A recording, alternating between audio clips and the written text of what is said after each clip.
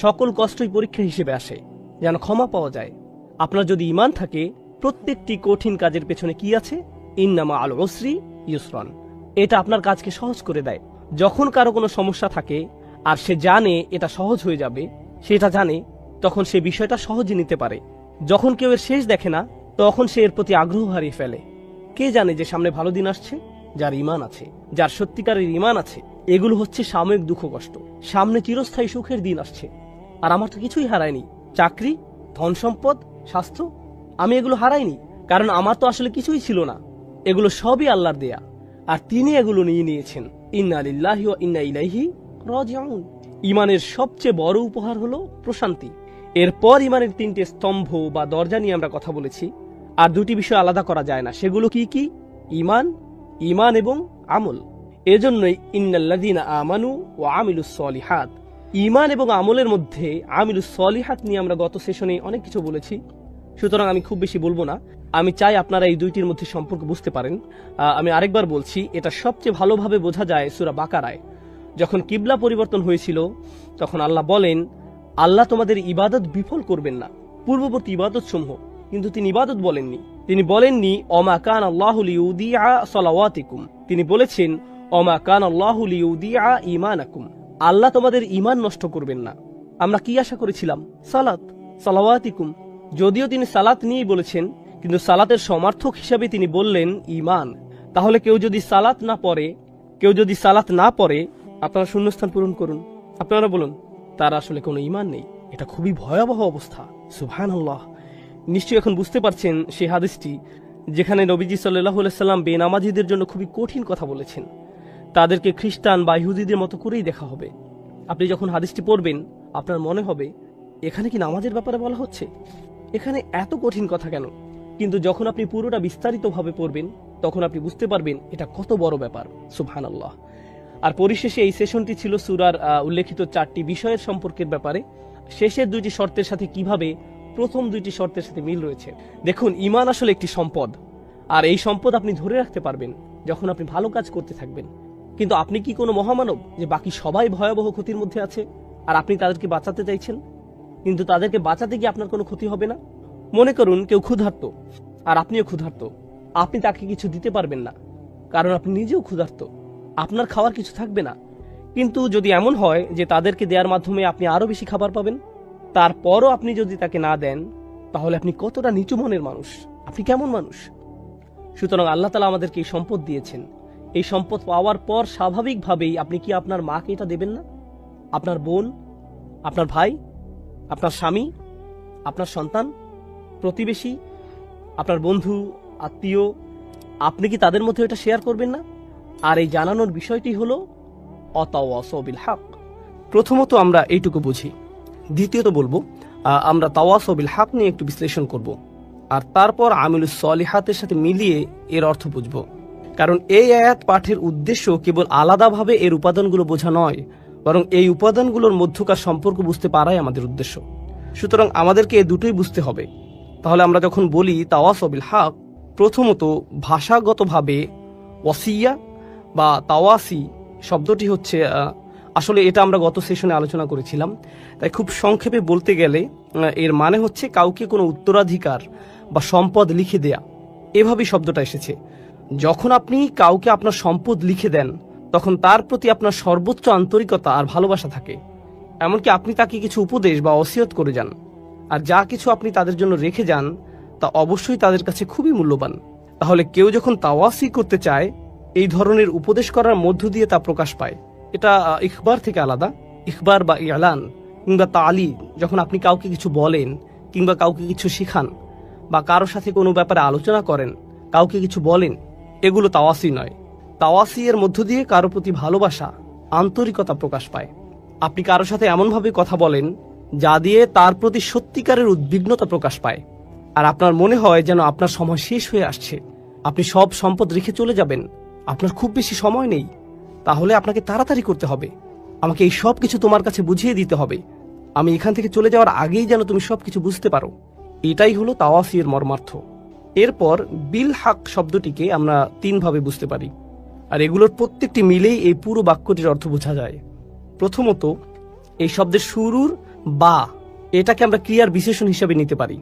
এটা একটা ক্রিয়া বিশেষণাত্মক বাক্য হতে পারে।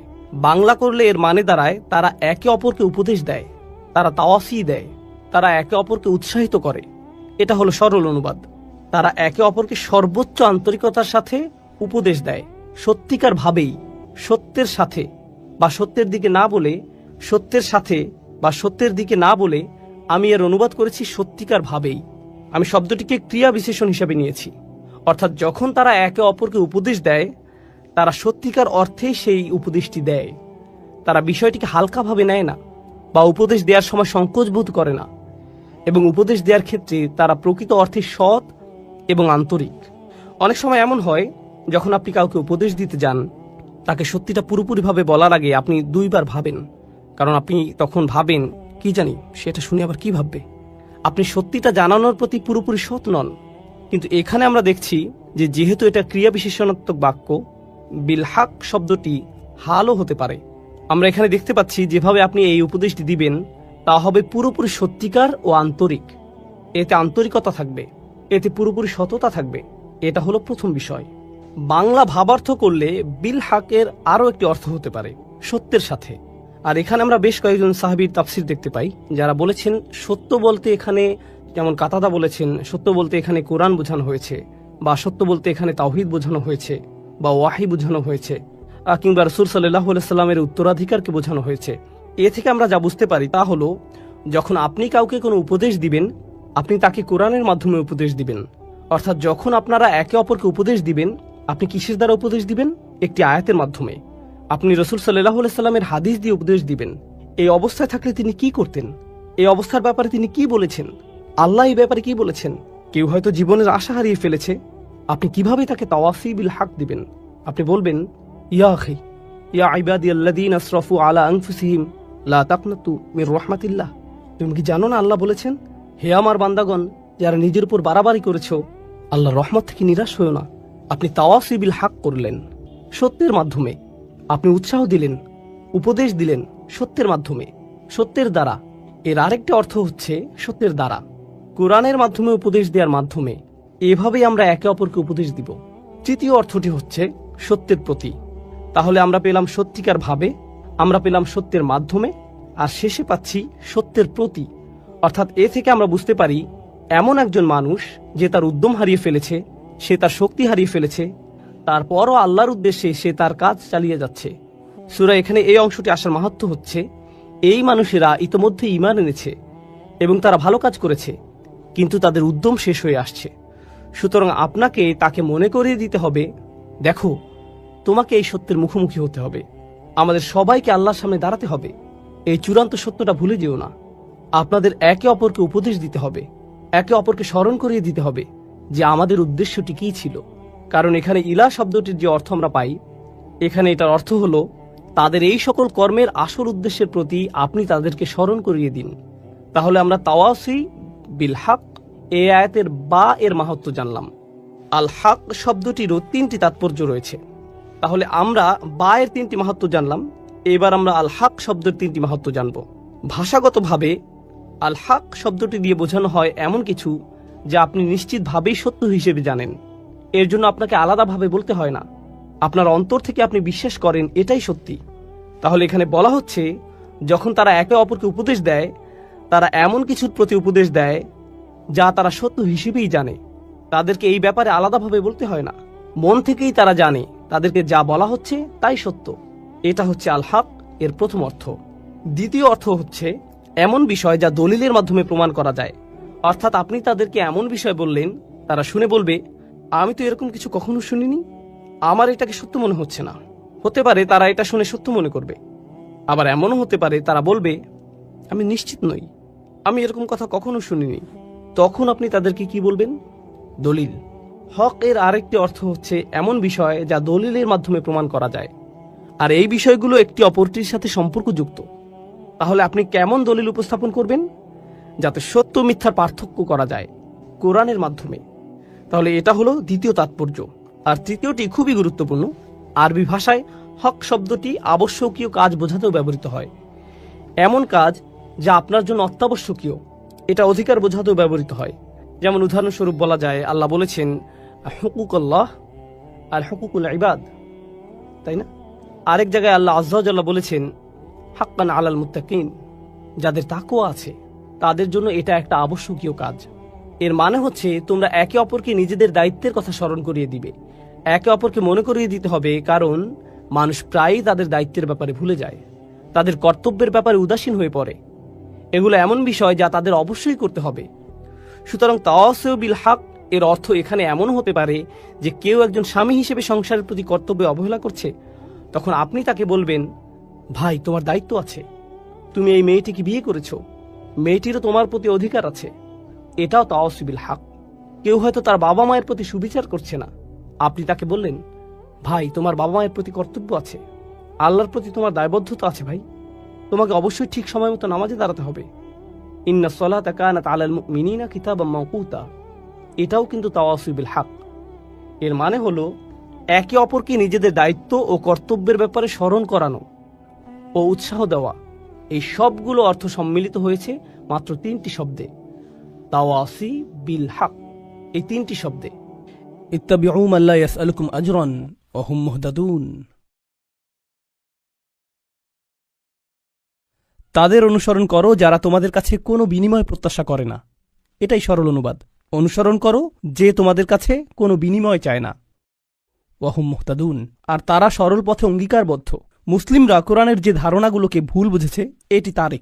কোরআন বলেছে যে তারা কোনো বিনিময় প্রত্যাশা করেনি। ভাই, আপনার প্রোগ্রামের জন্য কেন ফি নির্ধারণ করেছেন?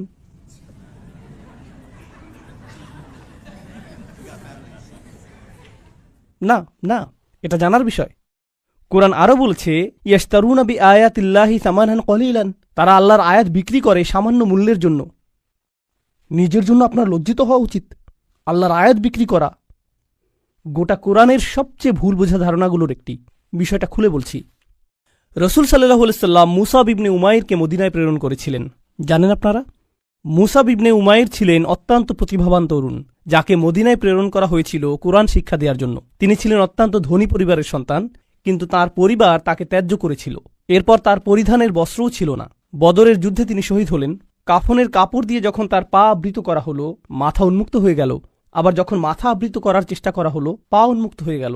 রসুল সাল্লাল্লাহু আলাইহি সাল্লাম তাকে মদিনায় প্রেরণ করলেন কি শিক্ষা দেওয়ার জন্য? কোরআন। সকালের নাস্তার জন্য তিনি কি খাবেন? সূরা বাকারা। দুপুরে কি খাবেন? রাতে কি খাবেন? রাসূল সাল্লাল্লাহু আলাইহি সাল্লাম তার জন্য বেতনের ব্যবস্থা করেছিলেন, যাতে তিনি তার কাজ করতে পারেন। কোরআন শিক্ষাদানের জন্য তাকে অর্থ প্রদান করা হয়েছিল। তারা আল্লাহর আয়াতকে বিক্রি করে, এই কথার অর্থ কি জানেন? এর মানে কি? এর মানে হলো আয়াতগুলোর নির্দিষ্ট অর্থ রয়েছে, কিন্তু মানুষ তা শুনতে চায় না। তো আপনি অর্থ পরিবর্তন করে দিলেন, আর মানুষ যা শুনতে চায় আপনি তাই বললেন, যার ফলে তারা আপনার প্রতি রাগান্বিত হবে না। আপনি মানুষকে এমন জবাব প্রদান করেন যা শুনে তারা ভালো বোধ করবে, আর তারা যা শুনতে ভালো বোধ করবে না সেগুলো আপনি এড়িয়ে গেলেন। এভাবেই তারা আপনাকে পছন্দ করতে থাকে, আর আপনি নিজের জনপ্রিয়তা ধরে রাখেন। এটাই সামান্য মূল্যে আয়াত বিক্রি করা। সামান্য মূল্য বলতে এখানে মানুষের সন্তুষ্টিকে বোঝানো হচ্ছে। বুঝতে পারছেন? এখানে আয়াতটি হলো, তার অনুসরণ করো যে তোমাদের কাছে কোনো বিনিময় চায় না। এমন কাউকে অনুসরণ করো যে তোমার কাছে কোনো বিনিময় চায় না। আসুন এটা বুঝি। এটা সকল নবীদের একটা মূলনীতি। প্রত্যেক নবী এমন জাতির মাঝে এসেছেন যেখানে গুরুতর কোনো সমস্যা ছিল, আর যখন একটি জাতির গুরুতর কোনো সমস্যা থাকে, মূলত একটি জাতির ভারসাম্যপূর্ণ থাকা চাই। কিন্তু যখন তারা কোনো অপরাধ সংঘটিত করে, তখন তারা ভারসাম্য হারাতে থাকে, আর ভারসাম্যহীনতা খারাপ হতেই থাকে, হতেই থাকে, হতেই থাকে। এটা এমন অবস্থায় পৌঁছে যখন গোটা জাতিটা ভেঙে ছিন্ন ভিন্ন হওয়ার উপক্রম হয়। আর রাসূলের কাজ হলো তাদেরকে সেই ভারসাম্যহীনতা থেকে টেনে তোলা এবং আবারও সঠিক অবস্থানে নিয়ে আসা। বুঝতে পারছেন? কিন্তু যখন একটি ভারসাম্যহীনতা জনপ্রিয় হয়ে যায়, সকলে এটা করতে থাকে, সকলেই এতে অভ্যস্ত হয়ে যায়, আর এটা উদযাপনের বিষয়ে পরিণত হয়, এটাই ফ্যাশনে পরিণত হয়, তখন এটার বিরুদ্ধে বলা কি সহজ? না। উদাহরণস্বরূপ, এখনকার সময়ে সমকামিতার বিরুদ্ধে বলাটা বেশ কঠিন হয়ে গিয়েছে, তাই না? লূত আলাইহিস সালাম কি এমন সময়ে বসবাস করেছেন যখন এটা জনপ্রিয় ছিল? হ্যাঁ। তাকে কি এর বিরুদ্ধে কথা বলতে হয়েছিল? হ্যাঁ। তিনি কি এর জন্য বিরোধিতার সম্মুখীন হয়েছিলেন? হ্যাঁ। বিষয়টা কোরআনে আসার পেছনে কারণ রয়েছে। আপনি যদি এর বিরুদ্ধে বলেন, মানুষ আপনার দিকে তেড়ে আসবে। লূত আলাইহিস সালামের কথা কোরআনে এজন্যই এসেছে। যখন আপনি এমন বিষয় নিয়ে কথা বলেন যাতে গোটা সমাজ আচ্ছন্ন থাকে, তারা এই বিষয়টির প্রশংসা করে, আর আপনি এর বিরুদ্ধে কথা বলেন, তখন তারা আপনার দিকে তেড়ে আসবে। এখন যদি আপনি অর্থ উপার্জন অব্যাহত রাখতে চান, অথবা যদি আপনি সেই সমাজে বসবাস অব্যাহত রাখতে চান, আপনি যদি নিরাপদ অবস্থানে থাকতে চান, তখন আপনি কোন বিষয়গুলো এড়িয়ে যাবেন? সেই বিষয়গুলো যা নিয়ে তার আচ্ছন্ন। আপনি অন্য কোনো বিষয় নিয়ে কথা বলবেন। লূত আলাইহিসসালাম শুধু পিতামাতার প্রতি সৎ ব্যবহার নিয়ে কথা বলতে পারতেন। তিনি শুধু কথা বলতে পারতেন প্রতিবেশীর সাথে উত্তম আচরণ নিয়ে। তিনি শুধু নামাজ নিয়ে কথা বলতে পারতেন। যৌন পাপের বিষয়গুলো তিনি এড়িয়ে যেতে পারতেন, কারণ এগুলো ছিল অতি বিতর্কিত, তাই না? তিনি যদি এটা করতেন তাহলে কি তিনি ঝামেলায় পড়তেন? না, কোনো ঝামেলা হতো না। আর প্রসঙ্গক্রমে তিনি কিন্তু এখনও ভালো কাজ নিয়েই কথা বলছেন। পিতামাতার প্রতি সদাচরণ একটি ভালো কাজ, নামাজ পড়া একটি ভালো কাজ, দানশীলতা একটি ভালো কাজ। তো কেন তাকে এমন বিষয়বস্তু বেছে নিতে হলো যা তাকে ঝামেলায় ফেলবে? আসলে এটাই একজন রাসূলের কাজ। তাঁরা এসেছেন এই বিষয়গুলো নিয়ে কথা বলার জন্য, যা নিয়ে অন্য কেউ বলার সাহস করবে না। আর আল্লাহর পক্ষ থেকে তারা রায় দিবেন। ওয়াল কুরআনিল হাকিম, তারা আল্লাহর পক্ষ থেকে রায় দিবেন। আর এটা বারবার বারবার বারবার বারবার দিবেন। সেই সমাজের মূল্যবোধকে আক্রমণ করবেন, আর বারবার বারবার আক্রমণ করবেন। কিন্তু এক্ষেত্রে তারা পরোয়া করেননি, কারণ এই পাপ কাজগুলোর বিরুদ্ধে কথা বলতেই হবে। আর নিশ্চিতভাবেই যখন কেউ এটা করেন, কোনো বিনিময়েই তারা আগ্রহী থাকেন না, কারণ বিনিময় থেকে বঞ্চিত হওয়ার জন্য এই কাজগুলোই যথেষ্ট। মাল্লা ইয়াসআলুকুম আজরন, তাদেরকে অনুসরণ করো যাদের কোনো স্বার্থ নেই, কারণ এটা জনপ্রিয় হওয়ার পথ না, এটা ধ্বংসপ্রাপ্ত হওয়ার পথ। অহুম মুহতাদুন, তারা তাদের ব্যক্তিগত জীবনে সুপথ প্রাপ্ত, সৎ পথের প্রতি অঙ্গীকারবদ্ধ। এখন বিষয়টি বুঝুন, সৎ পথের প্রতি অঙ্গীকারবদ্ধ। রাসূলগণ ছিলেন বক্তা, কিন্তু বক্তা আর কারা আছেন? আপনারা কি সমাজের অন্য বক্তাদের কথা বলতে পারেন? স্কলাররা? ইসলামী পরিবেশের বাইরের কথা বলছি। রাজনীতিবিদরা? রাজনীতিবিদরা হলেন বক্তা, তাই না? ঠিক আছে, তো রাসূলগণ আপনাকে রীতিনীতি নিয়ে বলেন, সমাজ পরিবর্তন নিয়ে বলেন, তাই না? রাজনীতিবিদরাও কি কখনো কখনো সমাজ পরিবর্তন নিয়ে কথা বলেন? অবশ্যই।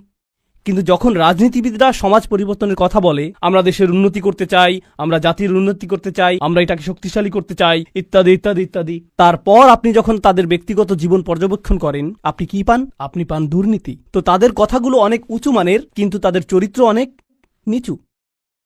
আর প্রসঙ্গক্রমে আপনি দেখেন যে তারা উঁচু মানের জিনিসগুলো নিয়ে কথা বলে এজন্য যে তারা ক্ষমতা চায়, তারা মন্ত্রী হতে চায়, তারা বিনিময় চায়, তারা কোনো কিছুর প্রতি লালায়িত। যখন নবীরা কথা বলেন, তারা কি চান?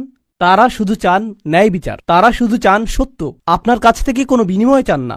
আর উপরন্তু আপনি যদি নবীদের ব্যক্তিগত জীবনের দিকে লক্ষ্য করেন, তারা সর্বদাই সঠিক পথের প্রতি অঙ্গীকারবদ্ধ ছিলেন।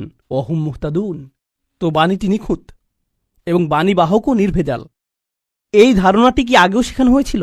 হ্যাঁ, ইন্নাকা লামিনাল মুরসালিন আলা সিরাতিম মুস্তাকিম। আরেকবার পুনরালোচনা, কোরআন এরকমটাই করে, আয়াতগুলো পরস্পর সম্পর্কযুক্ত।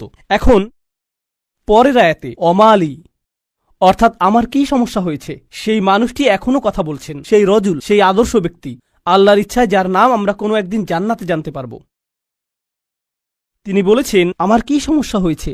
লা আবুদুল্লাযী ফাতারানি, আমি কি সেই সত্তার উপাসনা করব না যিনি অস্তিত্বহীন অবস্থা থেকে আমাকে গড়েছেন? ওয়া ইলাইহি তুরজাউন, আর তোমাদের সকলকে তারই কাছে ফিরিয়ে নেওয়া হবে।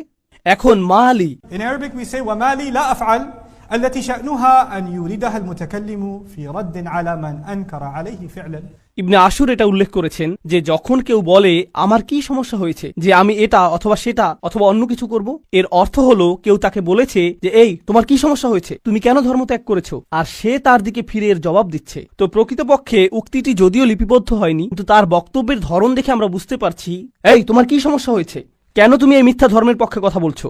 আর তিনি তার দিকে ফিরে বলছেন আমার এমন কি হয়েছে যে আমি তার উপাসনা করব না যিনি আমাকে সৃষ্টি করেছেন, আর তোমাদের সকলকেও তার কাছে ফিরিয়ে নেওয়া হবে। এটা উপলব্ধি করো যে তোমাদেরকেও ফিরিয়ে নেওয়া হবে। বাক্যটি শুরু হয়েছে আমার কি সমস্যা হয়েছে এটা দিয়ে, শুরু হয়েছে তাকে দিয়ে, আর বাক্যটি শেষ হয়েছে তোমাদের সকলকে তার কাছে ফিরিয়ে নেওয়া হবে। তো তিনি কাকে দিয়ে শুরু করেছেন? নিজেকে দিয়ে। আপনি যদি মানুষের সাথে একাত্ম হয়ে গিয়ে এই বাণী তাদের কাছে প্রচার করতে চান, আপনাকে নিজের সম্পর্কে অনেক কিছু স্বীকার করতে হবে। মানুষকে আপনার এটা বলার সক্ষমতা থাকতে হবে যে তোমরা সমস্যার সম্মুখীন হবে। আমি যদি কাউকে পরামর্শ দিই ভ্রমণ সম্পর্কে, আপনি এই এয়ারলাইন্সে না গিয়ে অমুক এয়ারলাইন্সে যান, আমি যদি এমনটা বলে শুরু করি যে ভাই আমি এই এয়ারলাইন্সে গিয়েছিলাম, তারা এত বেশি দেরি করেছিল, তারা আমার লাগেজ হারিয়ে ফেলেছিল, অমুক এয়ারলাইন্সে যান, এটা কি পরামর্শটিকে বেশি আবেদনময় করে তুলছে? কারণ আপনি নিজের কথা প্রথমে বলেছেন, আর যেহেতু আপনি কোনো একটি অভিজ্ঞতার শিকার হয়েছেন, এখন আপনি ঐকান্তিকভাবে তার কল্যাণের জন্য তার কাছে আসছেন। কিন্তু যদি আপনি তার কাছে গিয়ে বলেন, হে তুমি এই এয়ারলাইন্সে যাচ্ছ, তুমি একটা স্টুপিড, এটা কি এমন ব্যবহার যার ফলে মানুষ রাজি হবে? না, বরং এটা অপমানজনক। তিনি নিজের সম্পর্কে বলছেন, কারণ তিনি চান না যে তারা তাকে ঘৃণা করুক। তিনি ঘৃণার উদ্রেককারী কোনো কথা বলতে চান না, তিনি একপাশে কোনো কথা বলতে চান না, তিনি শুধু তার নিজের সম্পর্কে কথা বলতে চান। দেখো আমার দিক থেকে এটা হবে বড় ধরনের অপরাধ, দেখো আমার দিক থেকে এটা হবে বড় ধরনের অপরাধ যদি আমি তাকে উপেক্ষা করি যিনি আমাকে সৃষ্টি করেছেন। তোমরা সকলেও তার কাছে ফিরে যাচ্ছ। এটা কথা বলার খুবই ভালোবাসাপূর্ণ উপায়, যেটা তিনি ইতিমধ্যে শুরু করেছেন ইয়া কওমি বলার মাধ্যমে। এজন্যই তিনি তার জাতির প্রতি ভালোবাসার টানে ছুটে এসেছিলেন। তো তিনি বললেন, ওমা লিয়ালা আবুদুল্লাযী ফাতারানি ওয়া ইলাইহি তুরজাউন আত্তাখিযু মিন দুনিহি আলিহা, আমার কি তাকে ছাড়া অন্য কাউকে উপাস্য মানা উচিত? ইউরিদনির রহমানু বিদুররিন, যদি আর রহমান বা অবিশ্বাস্য রকম দয়ালু সত্তা সিদ্ধান্ত নেন যে কোনো ক্ষতি নেমে আসবে, লা তুগনি আন্নি শাফাআতুহুম শাইআ, অন্য সকল মিথ্যা উপাস্য মিলে আমাকে মুক্ত করতে সক্ষম হবে না।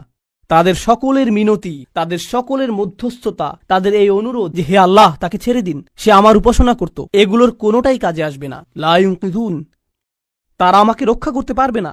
যদি আল্লাহ আমার প্রতি অসন্তুষ্ট হন, এই সব প্রতিমা আমাকে পরিত্রাণ দিতে পারবে না, এই সব পৌরাণিক উপাস্যগুলো আমাকে রক্ষা করতে পারবে না। কেন আমি অন্য কারো কাছে যাব?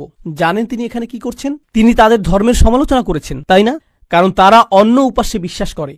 কিন্তু এভাবে না বলে যে তোমাদের কি সমস্যা, কেন তোমরা এই সকল উপাস্যে বিশ্বাস করছো, তারা তোমাদের রক্ষা করতে পারবে না, এর পরিবর্তে তিনি বললেন, কিভাবে আমি এই সকল উপাস্যে বিশ্বাস করতে পারি?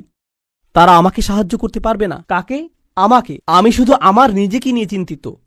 আত্তাখিযু মিন দুনিহি আলিহা ইন ইউরিদনির রহমান, যদি আর রহমান আমার উপর কোনো ক্ষতি নামানোর সিদ্ধান্ত নেন। প্রথমত তিনি আমি সর্বনামটি ব্যবহার করেছেন, কারণ এখন তিনি তাদের মূর্তিগুলো নিয়ে কথা বলবেন। আপনি অন্য মানুষের ধর্ম নিয়ে কথা বলতে পারেন যতক্ষণ এটা আপনার সাথে প্রাসঙ্গিক হয়। কেন এটা আপনার কাছে যুক্তিসঙ্গত মনে হয় না? তাদের সম্পর্কে না, বরং আপনার সম্পর্কে। এই জিনিসটা আমার কাছে যুক্তিসঙ্গত মনে হয় না, এই জিনিসটা আমার সাথে যায় না, এটা আমি আমার নিজের জন্য সঙ্গতিপূর্ণ মনে করি না। কেন আপনি এভাবে কথা বলবেন? কারণ আপনি এটাকে আত্ম অহংকারের প্রতিযোগিতায় পরিণত করতে চান না। এখানে দ্বিতীয় বিষয়টি হল আর রহমান, যদি আর রহমান অকল্যাণ দেওয়ার সিদ্ধান্ত নেন, তারা আমাকে রক্ষা করতে পারবে না। দাঁড়ান, আর রহমান শব্দটির অর্থ কি? যিনি অকল্যাণ দেন। এর অর্থ কি? আর রহমান অর্থ যিনি দয়ালু, যিনি যত্ন করেন, যিনি ভালোবাসা প্রদর্শন করেন। তো কেন তিনি বলছেন যে আর রহমান যদি কোনো অকল্যাণ করতে চান? আর রহমান শব্দটি এবং ক্ষতি শব্দটি একে অপরের সাথে যায় না, তাই না? তারা একসাথে যায় না। জানেন তিনি তাদেরকে কি বলেছেন? তোমরা আর রহমানকে নিয়ে এর আগে উপহাস করেছ। তোমরা বলেছ মা আনজালার রহমান মিন শাই, আর রহমান কোনো কিছু প্রেরণ করেননি। তারা ইতিমধ্যেই এই নামটি ব্যবহার করেছে। তার নাম অবিশ্বাস্য রকম ক্ষমাশীল এবং অত্যাধিক ক্ষমাশীল, কিন্তু এর অর্থ এই নয় যে তার অকল্যাণ সাধন করার ক্ষমতা নেই। আপনি তার নাম থেকে সুযোগ নিতে পারবেন না, আর ভাবতে পারবেন না যে কোনো কিছুই হবে না। আরে ভাই, আল্লাহ মহান, কোনো সমস্যা হবে না। কিছু মানুষ আল্লাহর সাথে আপোষ মীমাংসা করতে চায়। আমি আল্লাহর জন্য এত কিছু করি, আমি যদি সামান্য কয়েকটি বিষয় কখনোই না করি, এতে কোনোই সমস্যা নেই। আল্লাহর এটা বোঝা উচিত। আসলেই তার বোঝা উচিত। এমনভাবে কথা বলছেন যে তিনি এটা বুঝেন না। আপনি কি আল্লাহ সম্পর্কে এভাবে কথা বলার অবস্থানে রয়েছেন? হ্যাঁ, কারণ তিনি আর রহমান। ওকে, তাহলে দেখা যাবে এজন্যই আপনি কোরআনের সবচেয়ে কঠোর আয়াতগুলোর মধ্যে আর রহমান শব্দটি পাবেন, যাতে আপনি এই বিষয়টি বুঝে নিতে পারেন যে অবিশ্বাস্য রকম ক্ষমাশীল হওয়ার গুণটি তাকে ন্যায় বিচার থেকে বিরত রাখবে না এবং তার কর্তৃত্বকেও খর্ব করে না। আর প্রসঙ্গক্রমে এই আয়াতে তিনি আসলেই আর রহমান। কেন জানেন? কারণ আল্লাহর একজন বান্দা, প্রত্যেক মানুষই আল্লাহর বান্দা, সে স্বীকার করুক আর নাই করুক। যখন আল্লাহর একজন বান্দা পাপের উৎসে পরিণত হয়, তখন সে হয় এই পৃথিবীতে ক্যান্সারের মতো, যে পাপ কাজ ছড়াতে থাকে। আর তখন আল্লাহ অন্য সকল সৃষ্টির প্রতি রহমা প্রদর্শন করেন তাকে সরিয়ে ফেলার মাধ্যমে। এটাও আর রহমান নামের অন্তর্ভুক্ত। কখনো তার দয়া প্রদর্শিত হয় অন্য সকল সৃষ্টির প্রতি, যখন তিনি তাদেরকে রক্ষা করেন আপনার কাছ থেকে। ইন ইউরিদনির রহমানু বিদুররিন লা তুগনি আন্নি শাফাআতুহুম শাইআ। সুবহানাল্লাহ। এখন আমরা তার বক্তব্যের প্রায় শেষে রয়েছি।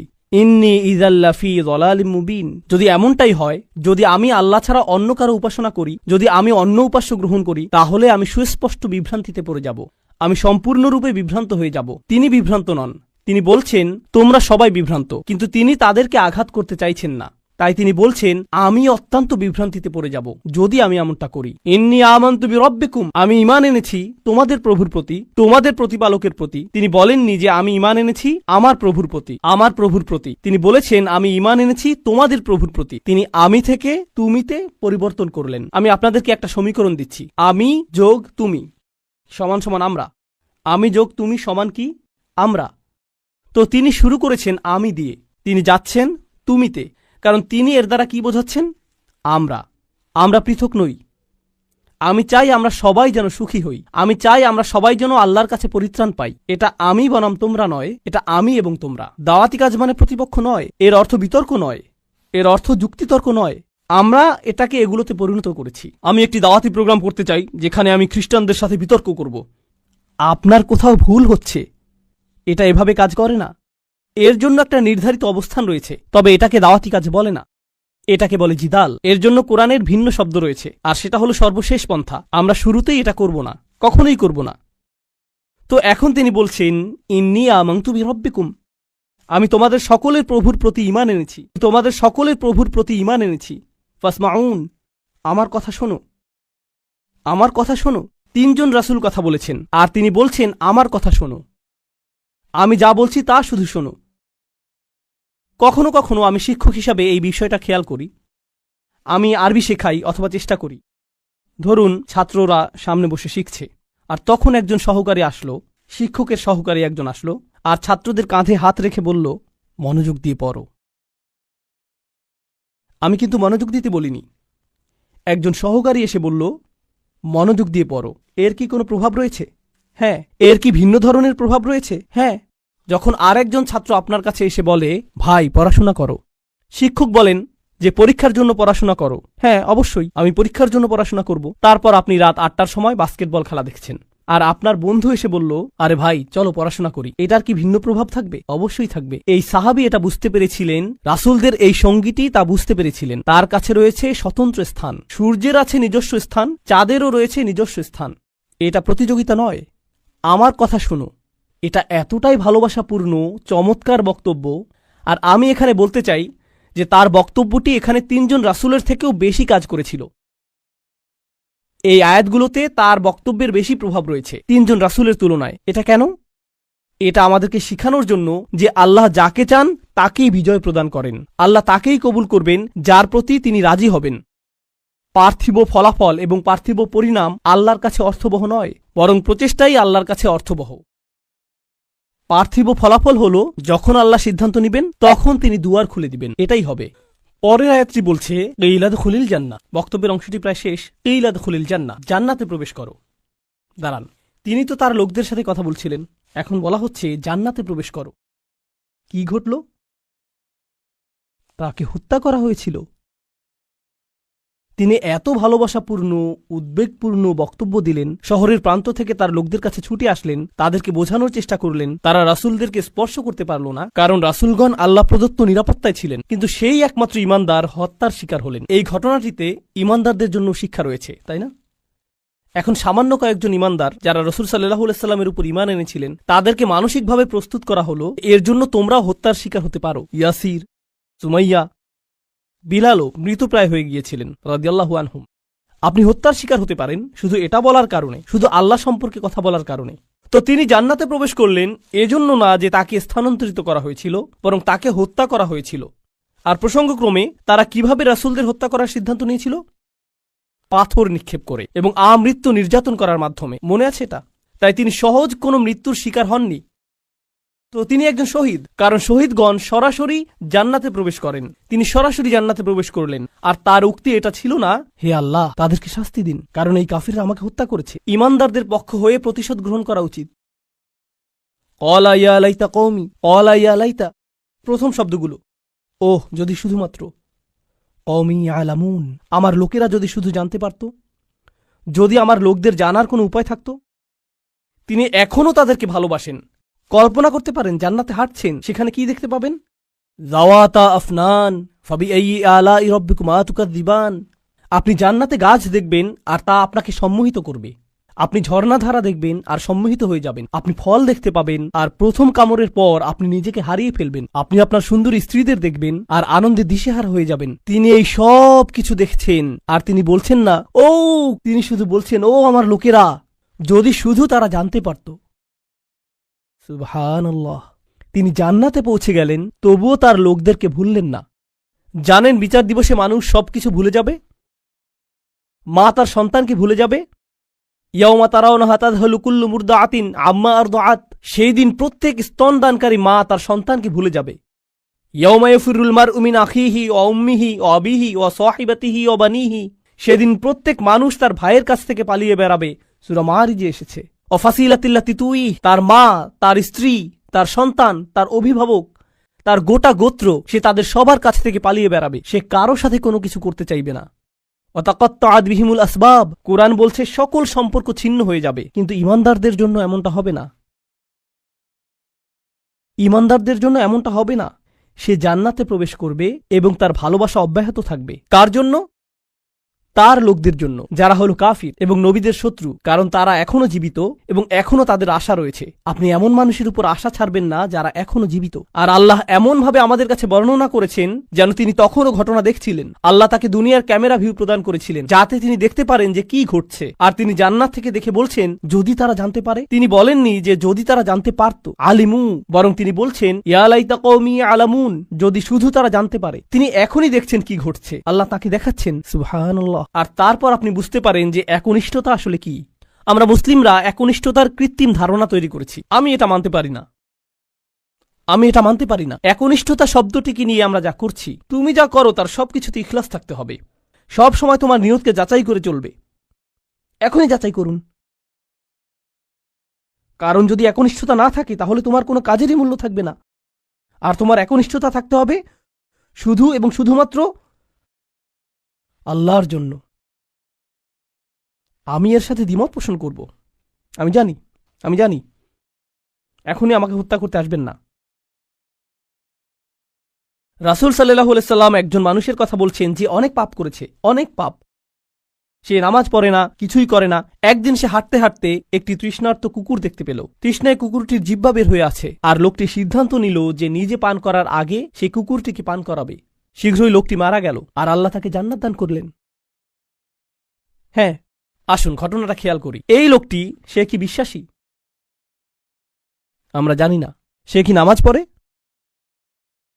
না। যখন সে কুকুরটিকে পান করাচ্ছিল, সে কি বলেছিল যে দাঁড়াও, আগে নিয়তের ইখলাস এনে নেই, আমি শুধু এটা করছি আপনার জন্য, ইয়া আল্লাহ। কুকুরের এই বের হয়ে থাকা জিহ্বা আমার কাছে মূল্যহীন, আমি শুধু আপনার সন্তুষ্টি কামনা করি, আর তারপর আমি কুকুরটিকে পানি খাওয়াই। তিনি এমনটা করেছিলেন? তিনি শুধুই কুকুরটির জন্য খারাপ বোধ করেছিলেন এবং কুকুরটিকে পানি পান করিয়েছিলেন, তাই না? তো কুকুরটির জন্য তার উদ্বেগের ব্যাপারে তিনি একনিষ্ঠ ছিলেন। তার ইখলাস ছিল, তাই না? এখানে এই ঈমানদারটি তার লোকদেরকে ভালোবাসেন, কিন্তু তিনি কি বলেছেন যে এটা যদি আল্লাহর জন্য না হতো তাহলে আমি আমার লোকদের ঘৃণা করতাম। তিনি এজন্য তাদেরকে ভালোবাসেন কারণ তারা তারই লোক, আর এটাই তার লোকদের জন্য একনিষ্ঠতা। ইবাদতের ক্ষেত্রে আল্লাহর প্রতি আপনার একনিষ্ঠতা থাকতে হবে। আপনার পিতামাতার প্রতি আপনার একনিষ্ঠতা থাকতে হবে, শুধু আল্লাহর জন্য না, বরং এজন্য যে তারা আপনার পিতামাতা। আপনার একনিষ্ঠতা থাকতে হবে অন্য মুসলিমদের জন্য, কারণ তারা আপনার মুসলিম ভাই। আপনার একনিষ্ঠতা থাকতে হবে আপনার প্রতিবেশীর জন্য। আপনার একনিষ্ঠতা থাকতে হবে আপনার কাজের প্রতি, আপনার লেখাপড়ার প্রতি। আপনার একনিষ্ঠতা থাকতে হবে আপনার ব্যবসায়ের অংশীদারের প্রতি। এই সব কিছুই একনিষ্ঠতা। আপনি কৃত্রিমভাবে এটা বানাতে পারবেন না। না, আমি তোমার বন্ধু হতে পারবো না, কারণ এটা আল্লাহর সন্তুষ্টির জন্য না। আমরা শুধু একসাথে বাস্কেটবল খেলবো আর এটা আখিরাতে আমার কোনো কাজে আসবে না। আমি জানি না কে এই অদ্ভুত কথা আপনাকে শিখিয়েছে। যখন আপনি আপনার নিয়ত যাচাই করছেন বাস্কেটবল খেলায় বল ছোড়ার আগে, কারণ এতে কোনো ইখলাস নেই। এটা এইভাবে কাজ করে না। আমাদের নিয়তের পরিচ্ছন্নতা থাকতে হবে, এটা নিশ্চিত। আমাদের নিয়তকে পুনরায় যাচাই করতে হবে, এটা নিশ্চিত। একনিষ্ঠতার গণ্ডি আল্লাহর প্রতি একনিষ্ঠতার চেয়েও অনেক বেশি। এই একনিষ্ঠতা তার সকল সৃষ্টির প্রতিও প্রযোজ্য। মানুষের প্রতি আপনার নিয়ত পরিচ্ছন্ন থাকতে হবে, কৃত্রিমভাবে নয়। তো এই ছিল তার নিজের লোকদের প্রতি ভালোবাসা, এমনকি জান্নাতে যাওয়ার পরও। এখানে আল্লাহ আসলে বর্ণনা করছেন যে মানুষের প্রতি ভালোবাসা হলো জান্নাতি মানুষের গুণ। আমি আবারও বলছি, নিজের লোকদের প্রতি ভালোবাসা হলো জান্নাতি মানুষের গুণ। তো যখন আপনি এমন মুসলিম দেখেন যারা সবসময় মানুষের প্রতি রাগান্বিত, তারা সবসময় অন্য মুসলিমদের প্রতি রাগান্বিত, তারা নিজেদের পরিবারের প্রতি রাগান্বিত, তারা সবচেয়ে বেশি রাগান্বিত অমুসলিমদের প্রতি, তারা রাগান্বিত রাগান্বিত এবং রাগান্বিত, এটা জান্নাতি মানুষের গুণ না। ইয়া লাইতা কওমি ইয়ালামুন। এখন তিনি এই বক্তব্যটি দিলেন তার লোকদের প্রতি। আমরা এমনকি তার নামও জানি না, আর তার কথাগুলো কিয়ামত পর্যন্ত পাঠ করা হবে। এখন আপনার এবং আমার কথোপকথনগুলোর কথা ভাবুন। আমরা কথা বলি আইফোন নিয়ে, আমরা কথা বলি গাড়ি নিয়ে, আমরা কথা বলি খেলাধুলা নিয়ে। এই কথাগুলো কোথায় যাবে? এই কথাগুলো কি চিরদিন থেকে যাবে? না। এগুলো কি পৃথিবীতে কোনো কল্যাণ নিয়ে আসবে? না। জানেন এই সম্পর্কে ভাবতে গিয়ে আমি কি উপলব্ধি করছি? আল্লাহর কাছে কথা হলো অমূল্য রত্ন। লোকটি কোনো নবী নন, তবুও তার কথা কোরআনে সংরক্ষিত হয়ে আছে। আল্লাহ কি অন্য জিনিসে সংরক্ষিত রাখেন? অকুল্লা শাইইন আহসাইনাহু ফি ইমামিম মুবিন। আল্লাহ বলছেন যে আমি সবকিছুই সংরক্ষণ করে রাখি। তিনি সবকিছুই সংরক্ষণ করে রাখেন। তো কোন জিনিসটি আপনি সংরক্ষণ করে রাখতে চান? ভালো কিছু, কোনো একনিষ্ঠ পরামর্শ? আপনাকে কি ব্যাপক জ্ঞানের অধিকারী হতে হবে ভালো কিছু বলার আগে? এই মানুষটির কি ভালো কথা বলার আগে অনেক অনেক ডিগ্রির প্রয়োজন হয়েছিল? বিষয়টি জটিল নয়, শুধু ভালো মানুষ হন। লক্ষ্য করুন কেমন চমৎকারভাবে কোরআন সন্নিবেশিত। যখন তিনি জান্নাতে গেলেন আর তিনি বললেন যদি আমার লোকেরা জানতে পারে, পরের আয়াতে তিনি বলছেন বিমা গফর আলী রব্বি ওয়া জাআলানি মিনাল মুকরামিন, সেই ক্ষমা যা আমার প্রভু আমাকে প্রদান করেছেন আর আমাকে তাদের অন্তর্ভুক্ত করেছেন যাদেরকে সম্মানিত করা হয়েছে। তিনি জান্নাতের দুটি জিনিসের কথা বলছেন, ক্ষমা এবং সম্মান। সূরার শুরুতে এসেছে ফাবাশশিরহু বিমাগফিরাতিন ওয়া আজরিন কারীম। সূরার শুরুতে আল্লাহ বলছেন কোনো এক স্থানের সেই একাকী ঈমানদারদেরকে অভিনন্দন প্রদান করো যে সে পাবে ক্ষমা এবং সম্মানসূচক প্রতিদান। মনে আছে সেটা? ক্ষমা এবং সম্মানসূচক প্রতিদান। এখন সূরার মাঝখানে এই মানুষটি জান্নাতে পৌঁছে গেলেন এবং বললেন ইয়া আল্লাহ, আপনি আমাকে ক্ষমা প্রদান করেছেন এবং সম্মানিতদের অন্তর্ভুক্ত করেছেন। পুনরালোচনা, নিখুঁত পুনরালোচনা, এটাকে বলা হয় কুরআনের ইহকাম ওয়াল কুরআনিল হাকিম। এই আয়াতগুলো নিয়ে শেষে একটি বিষয় আমি আসলেই ভালোবাসি, তা হল যখন তিনি তার লোকদের সাথে কথা বলছিলেন তিনি বললেন ইন্নী আমানতু বিরব্বিকুম, আমি ঈমান এনেছি তোমাদের প্রভুর প্রতি, আমি ঈমান এনেছি তোমাদের প্রভুর প্রতি। কিন্তু যখন তিনি জান্নাতে প্রবেশ করলেন তিনি বললেন বিমা গফার লি রব্বি, আমার প্রভু। একই মানুষের কথা। এখন তিনি বলছেন আমার প্রভু। যখন তিনি জান্নাত দেখলেন, যখন তিনি জান্নাতে প্রবেশ করলেন, যখন তিনি ক্ষমা লাভ করলেন, যখন তিনি আল্লাহ প্রদত্ত সম্মানের অধিকারী হলেন। প্রসঙ্গক্রমে কারো দ্বারা সম্মানিত হওয়ার অর্থ কি? কিভাবে আপনি কারো দ্বারা সম্মানিত হতে পারেন বলতে পারেন আমাকে?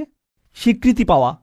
হ্যাঁ, কারো স্বীকৃতি পাওয়া। কেউ আপনাকে অভিবাদন জানালো, কেউ আপনার সাথে কর্মর্দন করতে আসলেন, এটা দ্বারা তিনি আপনাকে সম্মানিত করলেন, তাই না? আমি এখনই বলে দিচ্ছি সামনের আয়াতগুলোতে এটা আসবে। সেখানে আল্লাহ বলছেন সালামুন কওলাম মির রব্বির রহিম, এই সূরাতেই। আরো পরে আল্লাহ বলছেন তিনি তোমাদেরকে বলবেন সালাম। তো শুরুতে তিনি বলছেন আমি তোমাদেরকে প্রদান করব সম্মানিত প্রতিদান, সম্মানিত প্রতিদান, সম্মানিত প্রতিদান। সেই সম্মানিত প্রতিদানটি কি? কতটা সম্মানিত এটা হতে পারে? আমি কি একটা মেডেল পাবো? কোনো সার্টিফিকেট দেওয়া হবে পরীক্ষায় পাশ করার পর যেমনটা দেয়া হয়? কি সার্টিফিকেট আপনি পাবেন? আপনি পাবেন সালাম, আল্লাহর পক্ষ থেকে। এটাই আপনি পাবেন। তো যখন তিনি তা পেলেন তিনি ভুলে গেলেন যে এই প্রভু অন্য কারো প্রভু, তিনি শুধু তারই প্রভু। আমার প্রভু আমাকে ক্ষমা প্রদান করেছেন, আমার প্রভু আমাকে সম্মানিতদের অন্তর্ভুক্ত করেছেন, তিনি আমার প্রভু এবং শুধুই আমার প্রভু। সুবহানাল্লাহ। একজন ঈমানদারের কি চমৎকার চিত্র এটা। এখন এটা ঘটেছে জান্নাতে, কিন্তু মূল ঘটনাটা চলমান থাকার কথা কোথায়? এই পৃথিবীতে। কি ঘটেছিল এখানে? এখন আল্লাহ যা করবেন তা অত্যন্ত কঠোর। মনোযোগ দিয়ে শুনুন, কারণ এটা মুসলিমদের আরেকটা ভুল ধারণা। এ কারণে এই সূরাটি আমি বেছে নিয়েছি। যখনই আমি কোনো সূরা বেছে নেই আমি উপলব্ধি করি যে আল্লাহ আমাদের সমসাময়িক এত এত সমস্যার জবাব দিয়েছেন, এটা অবিশ্বাস্য। যদি মুসলিমরা কোথাও আক্রমণ করে অথবা কোনো কিছু বিস্ফোরণে উড়িয়ে দেয় আর অন্য মুসলিমরাও এতে মারা যায়, তাহলে তারা তো জান্নাতেই প্রবেশ করবে, এতে কোনো সমস্যা নেই। আমি এই যুক্তি শুনেছি। এই পরিস্থিতির শিকার হয়ে যদি মুসলিমরা অথবা নিরীহ মানুষ মারা পড়ে, আল্লাহ তো জানেনি, তিনি তাদেরকে জান্নাতে পাঠিয়ে দিবেন। তাই এখানে কোনো ক্ষতি হয়নি, কারণ জান্নাত দুনিয়ার চেয়ে উত্তম। আমি জানি না যে আপনি এই ধরনের বিকারগ্রস্ত কথা শুনেছেন কিনা, কিন্তু আমি এটা অনেকবার শুনেছি। এখন আমি আপনাদেরকে এই বিষয়ে কিছু কথা বলবো। আল্লাহ কি এই মানুষটিকে জান্নাত প্রদান করেছেন? হ্যাঁ, কিন্তু আল্লাহ তাকে জান্নাত প্রদান করার অর্থ এটা না যে আল্লাহ সেই লোকদের প্রতি রাগান্বিত নন যারা তাকে হত্যা করেছিল। ঘটনাটির ধারাবাহিকতা পৃথিবীতে চলতে লাগলো। যখন তিনি জান্নাতে মনোরম সময় উপভোগ করছিলেন, আল্লাহ তার হত্যার প্রতিশোধ গ্রহণ করেছেন। অমা আনজালনা আলা কওমিহি মিন বাদিহি মিন জুনদিন মিনাস সামাই অমা কুন্না মুনজিলিন। আমরা আকাশ থেকে কোনো সেনাবাহিনী প্রেরণ করব না এই লোকদের জন্য। এই নগণ্য কুরাইশরা তারা মনে করেছে যে অনেক বড় কিছু হয়ে গিয়েছে। এই পৃথিবীতে তারা তুচ্ছ, গুরুত্বহীন। অর্থনীতিতে, রাজনীতিতে, জ্ঞানে, বিজ্ঞানে এই লোকদের ধ্বংস করার জন্য বিশেষ কোনো প্রস্তুতির প্রয়োজন নেই। আকাশ থেকে আমার কোনো সেনাবাহিনী প্রেরণের প্রয়োজন নেই। সেনাবাহিনীর কথা উল্লেখ করার কারণ হলো, যখন আপনি কুরাইশদেরকে সতর্কবাণী প্রদান করেন যে আমি তোমাদেরকে সতর্ক করছি, তারা বলবে কোন সেনাবাহিনী? আর যখন রসুলগণ তাদেরকে সতর্ক করলেন, তারা বলছে তোমাদের সাথে কোনো সেনাবাহিনী রয়েছে। এই হুমকি কোথা থেকে আসছে? শুধু তোমরা আর নগণ্য কিছু ঈমানদার। আর আল্লাহ বলছেন তাদেরকে ফেরেশতার সেনাবাহিনী প্রদর্শন করার আমার প্রয়োজন নেই। তারা বলবে, ওকে, যদি ফেরেশতা দিয়ে তৈরি সেনাবাহিনী থাকে তোমার কাছে, যারা তোমার কাছে ওহী নিয়ে আসে, যদি সেই ফেরেশতা গোটা আকাশ জুড়ে থাকে, ওয়ালাকাদ রাআহু বিল উফুকিল মুবিন, তিনি জিবরিল আলাইহিস সালামকে গোটা আকাশ জুড়ে থাকার অবস্থায় দেখেছেন, তাহলে কেন তুমি জিবরিলকে কিছু ক্ষমতা প্রদর্শন করতে বলছো না যাতে আমাদেরকে ধ্বংস করে দিতে পারে? হ্যাঁ, আর আল্লাহ বলছেন আমি তোমাদেরকে এর জবাব দিয়ে সম্মানিত করব না। তোমাদের মতো নগণ্য জীবকে ধ্বংস করার জন্য আমার ফেরেশতার প্রয়োজন নেই, তোমরা তারও যোগ্য না। আল্লাহ কি আগের জাতিগুলোকে ধ্বংস করার জন্য ফেরেশতা পাঠিয়েছিলেন? হ্যাঁ, তিনি পাঠিয়েছিলেন। আল্লাহ বলছেন কুরাইশরা এমনকি এরও যোগ্য না। এ কাজে ফেরেশতাদের সময় নষ্ট করার মতো যোগ্য কুরাইশরা না যে আল্লাহ কাউকে ডেকে বলবেন, হেই যাও এদেরকে ধ্বংস করো। না না না, সময় নষ্ট করো না। ইন কানাত ইল্লা সাইহাতান ওয়াহিদাতান, এটা একটা বিকট বিস্ফোরক শব্দ ছাড়া আর কিছুই ছিল না। প্রচন্ড একটা শব্দ। আপনারা জানেন বিস্ফোরণ আসলেই প্রকাণ্ড শব্দ তৈরি করে। এটা ছিল শুধু সেই রকম একটা বিস্ফোরক। এটা ছিল সেই রকম একটা বিস্ফোরক শব্দ। ফাইদা হুম খামিদুন, আর তাদেরকে নিভিয়ে দেয়া হলো। তারা সম্পূর্ণরূপে নিভে গেল। সয়হা হলো তীব্র কোনো শব্দ। আর এই আয়াতটিতে চমৎকার সাহিত্যিক বৈপরীত্য ফুটে উঠেছে। কারণ যখন আপনি কোরআনের সুমধুর বাণী শুনতে অস্বীকৃতি জানান, আর যখন এই জাতিগুলো তাদের রাসূলদের চমৎকার কণ্ঠ শুনতে অস্বীকৃতি জানিয়েছিল, তখন একমাত্র যেই শব্দ তারা শোনার যোগ্য তা হলো বিস্ফোরণের শব্দ। আর তারপর আল্লাহ বলছেন ফাইদা হুম খামিদুন, এটা অসাধারণ একটা শব্দ। হুমুদ এবং হুমুদ দুইটি শব্দ রয়েছে আরবিতে। শীতকালে যখন রাতে আগুন জ্বালান আর এভাবে নিভান, এটাকে বলা হয় হুমুদ। আর আপনি যদি তা নিভান আর লালচে হলুদ বা কমলা রঙের সামান্য পরিমাণ কয়লা জ্বলন্ত থেকে যায়, তাকে বলা হয় হুমুদ। কিন্তু যখন আপনি একবারে তা নিভে ফেলেন, এটা সম্পূর্ণ নিভে যায়, একেবারে নিভে যায়, এমনকি সামান্য কয়লাও জ্বলন্ত থাকে না, এটা সম্পূর্ণ নিভে গেছে, এটাকে বলা হয় এমন আগুন যা হল খামিদাহ। খামিদাহ ফাইদা হুম খামিদুন, তারা সম্পূর্ণ নিশ্চিহ্ন হয়ে গেল। এমন একজনও থাকবে না যে মৃত্যুর পূর্বে মাটিতে গড়াগড়ি দিতে থাকবে। তারা নিঃশেষ হয়ে যাবে, সবাই একসাথে, যেভাবে একটি আগুন নিভানো হয়। আর প্রসঙ্গক্রমে তাদের মৃত্যুকে আগুন নিভানোর সাথে তুলনা করার মাধ্যমে তাদেরকে তুলনা করা হয়েছে আগুনের সাথে। আর আপনি যদি তাদেরকে আগুনের সাথে তুলনা করেন, তাহলে এর অর্থ হল তারা বিপজ্জনক। আপনি যদি আগুনকে জ্বলতে দেন, আগুন কি হবে? ছড়িয়ে পড়বে। তাই অন্য সকল জাতির প্রতি রহমা এবং করুণাস্বরূপ আল্লাহ সিদ্ধান্ত নিলেন যে এই ক্যান্সার, এই আগুনকে নিভিয়ে ফেলতে হবে। ফাইদা হুম খামিদুন, আর এটা ছিল একজন ইমানদারকে হত্যার পরিণাম। তো এখন দ্বিতীয় এই অনুচ্ছেদটির উপসংহারে এসেছে, ইয়া হাসরাতান আলাল ইবাদ মা ইয়াতিকুম মির রাসূলিন ইল্লা কানু বিহি ইস্তাহজিউন। মানুষের জন্য বিষয়টা কতটা পরিতাপের। আল্লাহ নিজে এটাকে পরিতাপের বিষয় হিসেবে বিবেচনা করছেন। তিনি সেই জাতিকে নিশ্চিহ্ন করে দিয়ে বলেননি যে দেখেছো আমি কি করতে পারি, বরং তিনি বলছেন সেটা একটা পরিতাপের বিষয়। আরবিতে হাসরা বলতে বোঝায় It means هي شدة الندم والتألم والتحسر والحزن على ما مضى. এর দ্বারা আসলেই গভীর দুঃখ প্রকাশ বোঝায়। অতীতে ঘটে যাওয়া সবকিছুর জন্য আল্লাহ নিজে এটাকে পরিতাপের বিষয় বলেছেন। কেন তারা উপদেশ গ্রহণ করল না? আলাল ইবাদ, বান্দাদের জন্য কি সাংঘাতিক পরিতাপের বিষয়। তিনি তাদেরকে বান্দা বলছেন। কেন তিনি বান্দা বললেন? কেন তিনি বললেন না যে ইয়া হাসরাতান আলাল কুফার? কি পরিতাপের বিষয় কুফফারদের জন্য, অবিশ্বাসীদের জন্য। তিনি তাদেরকে বান্দা বললেন। জানেন কেন? কারণ মানব সত্তার গভীরে প্রত্যেক মানুষের সম্ভাবনা রয়েছে আল্লাহর বান্দা হওয়ার। এটা কতটা পরিতাপের বিষয়! এটা তোমার ভিতরেই ছিল। এটা অতিরিক্ত কোনো বিষয় নয় যা তোমাকে বাইরে থেকে আনতে হবে। আমি ইতিমধ্যেই তা তোমার ফিতরাতের মধ্যে দিয়ে দিয়েছি। কেন তুমি এটাকে চালু করলে না? তুমি নিজেই অন বাটন চাপতে পারতে। মা ইয়াতিহিম মির রাসূলিন, এমন কোন রাসূল তাদের কাছে আসেনি। ইল্লা কানু বিহি ইস্তাহজিউন, তারা শুধুই যা করেছে তা হলো তাদেরকে উপহাস। যখনই একজন রাসূল এসেছেন তারা তাকে নিয়ে উপহাস করেছে। এখন এই আয়াতে আল্লাহ বলেননি যে তারা রাসূলদের হত্যা করেছে অথবা তারা রাসূলদের হুমকি দিয়েছে। তিনি বলেছেন যে তারা রাসূলদের নিয়ে উপহাস করেছে। কিন্তু এর আগে আপনারা শিখেছেন তারা বলেছিল যে তারা রাসূলদের হুমকি দিবে, তারা তাদেরকে অভিশাপ হিসেবে গণ্য করবে। মনে আছে সেটা? কিন্তু এখানে যখন পরিতাপের বিষয়টি আসলো, তিনি বলছেন যে এই আযাবের সম্ভাবনার সূচনা হয়েছে তাদেরকে উপহাস থেকে। যখন একটি জাতি রাসূলদের নিয়ে উপহাস করা শুরু করে তখন থেকে তাদের ধ্বংসের সময় গণনার জন্য ঘড়ির কাঁটা চালু হয়ে যায়। তাদের ধ্বংসের প্রথম ধাপ হলো মূলত কার্টুনে যেরকম ডিনামাইট বোমার ছবি আঁকা থাকে, যেখানে বুঝতে পার, যখন তারা রাসূলদের নিয়ে উপহাস করে এটা শুরু হয়ে যায়।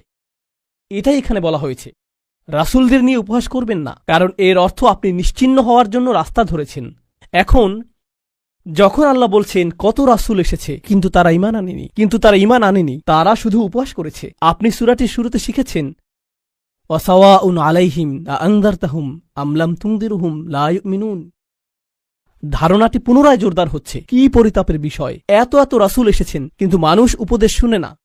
আলাম ইয়ারাউ কাম আহলাকনা ক্বাবলাহুম মিনাল কুরুন, তারা কি দেখেনি তাদের পূর্বে কত শহর আমরা ধ্বংস করে দিয়েছি, কত জাতি ইতিমধ্যে ধ্বংসপ্রাপ্ত হয়েছে? তারা কি তা দেখে না?